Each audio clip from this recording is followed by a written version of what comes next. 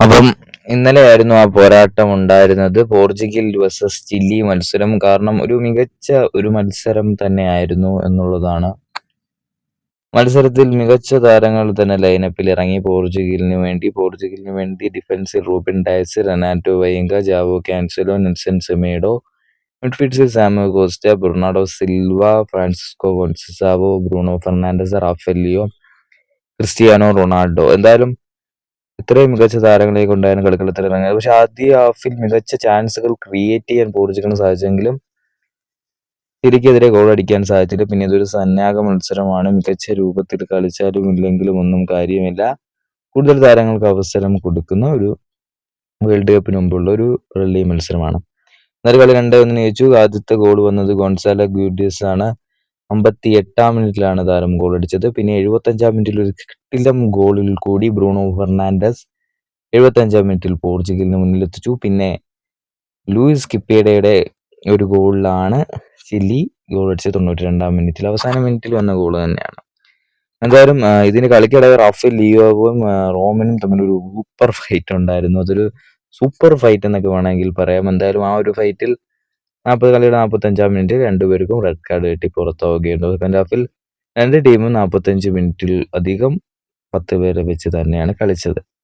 എന്തായാലും പോർച്ചുഗലിന്റെ ഒരു ഫോമും പ്രകടനവും ഒക്കെ വെച്ച് നോക്കാൻ നേരത്താണെങ്കിൽ വളരെ മികച്ച രൂപത്തിൽ ബോൾ കൈകാര്യം ചെയ്യുകയും മികച്ച രൂപത്തിൽ ബോൾ പൊസിഷനിൽ വെക്കുകയും അങ്ങനെ വളരെ ചെറിയ മൈന്യൂട്ടായിട്ടുള്ള ബോൾ കയ്യിൽ നിന്ന് പോകുന്നതല്ല, ബാക്കി മിക്ക സമയത്തും ബോൾ കൈവശം പോർച്ചുഗലിന് തന്നെയാണ്.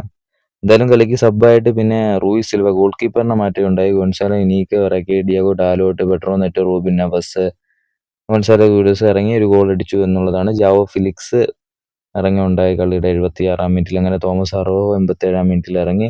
അങ്ങനെ ഒരുപാട് മാറ്റം വരുത്തിയാണ് പോർച്ചുഗൽ. കോച്ച് സെക്കൻഡ് ഹാഫിൽ മാറ്റങ്ങൾ വരുത്തി എന്നുള്ളതാണ്. പിന്നെ വിറ്റീനിയ, ജാവോ നെവസ് തുടങ്ങിയ താരങ്ങളൊന്നും ഇല്ലായിരുന്നു. പിന്നെ പോർച്ചുഗലിന്റെ ഈ കളിയിൽ ഒരു നമുക്കൊന്ന് അനാലിസിസ് ചെയ്യാന്നാണെങ്കിൽ പോർച്ചുഗൽ ചിലി മത്സരത്തിൽ ഇന്നലെ 2-1 ചിലിയെ തോൽപ്പിച്ചു. അതുകൊണ്ട് തന്നെ വാമപ്പ് ഫ്രണ്ട്ലി മത്സരമായിരുന്നു. എസ്റ്റാഡിയോ ഡി ജേമറിലാണ് കളി നടന്നത്. അത് പോർച്ചുഗലിന്റെ മൈതാനത്ത് തന്നെ.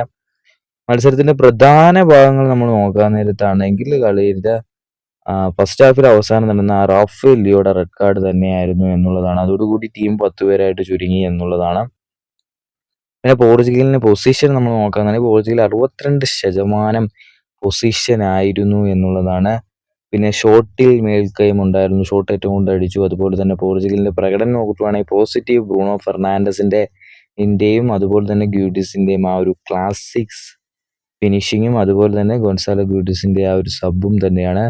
പിന്നെ റൊണാൾഡോ തുടക്കത്തിൽ ഒരു ഗോൾ അടിച്ചു, പക്ഷെ അത് ഗോള് അല്ലാതെയാക്കി എന്നുള്ളതാണ്. പിന്നെ ഒരു ഒരു ക്രിസ്ത്യാനോയുടെ ഭാഗത്തു നിന്ന് ഒരു സെൽഫിഷ് പ്ലേ ഒരു ഘട്ടത്തിൽ നമ്മൾ കണ്ടു. എന്ന് വെച്ചാൽ ആ ഒരു പാസ് കൊടുക്കേണ്ട സാഹചര്യത്തിൽ ക്രിസ്ത്യാനോ അത് ഗോളാക്കാൻ ശ്രമിച്ചു. എന്തായാലും നല്ലൊരു ഫ്ലോട്ട് തന്നെ ഉതിർത്തു. അത് ഗോൾ സേവ് ചെയ്യുകയും ചെയ്തായിരുന്നു. പിന്നെ നെഗറ്റീവായിട്ട് നമ്മൾ പറയാൻ നേരത്താണ് നെഗറ്റീവ് ആ ഒരു റാഫേൽ ലിയോയുടെ ഒരു റെഡ് കാർഡും അതുപോലെ തന്നെ ഒരു നെഗറ്റീവായിട്ട് തോന്നിയത് ക്രിസ്ത്യാനോ റൊണാൾഡോയുടെ ഒരു ഫ്രീ കിക്കും. ആൾ ട്രൈ ചെയ്തെങ്കിലും മികച്ച മുഴുവനായിട്ട് പറഞ്ഞാൽ പോർച്ചുഗൽ മികച്ച രൂപത്തിൽ തന്നെ കാര്യങ്ങൾ കൈകാര്യം ചെയ്തു. പിന്നെ ചിലിയുടെ ഒരു പ്രകടനവും വളരെ മികച്ചത് തന്നെയായിരുന്നു. ചിലി അഗ്രസീവ് ആയിരുന്നു. അതുപോലെ തന്നെ ഒരു ക്വാളിറ്റി ഉണ്ടായിരുന്നു പോർച്ചുഗലിനോട്.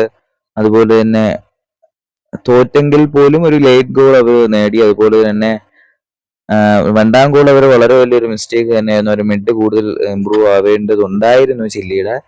നോക്കുകയാണെങ്കിൽ ഒരു മികച്ച പ്രകടനം തന്നെ പോർച്ചുഗൽ കാഴ്ചവെച്ചു. അതുകൊണ്ട് തന്നെ നമ്മളിപ്പോൾ വേൾഡ് കപ്പ് ആവേശം സീരീസ് മുന്നോട്ട് പോവുകയാണ്.